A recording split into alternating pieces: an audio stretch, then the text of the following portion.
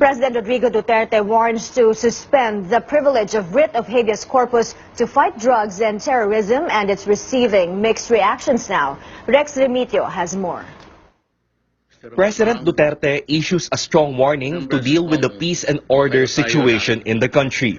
The chief executive says he might be forced to suspend the privilege of writ of habeas corpus if the rebellion in Mindanao and the drug problem further deteriorate.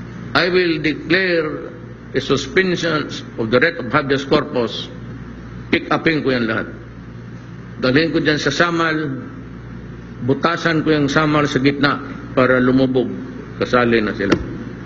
If the privilege of writ of habeas corpus is suspended, all warrantless arrests will be allowed. Last September, Senator Richard Gordon suggested the suspension of the privilege for suspected drug criminals and terrorists. He says this will lead to swifter justice and prevent summary and extrajudicial killings. Opposition lawmakers, however, are quick to criticize President Duterte's warning.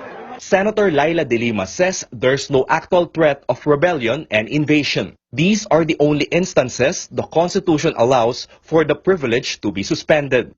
For Representative Edsel Lagman, the President's statements appear as alarming shades of a martial law in the making. Lagman adds the suspension of the privilege may further spike the number of summary executions and involuntary disappearances.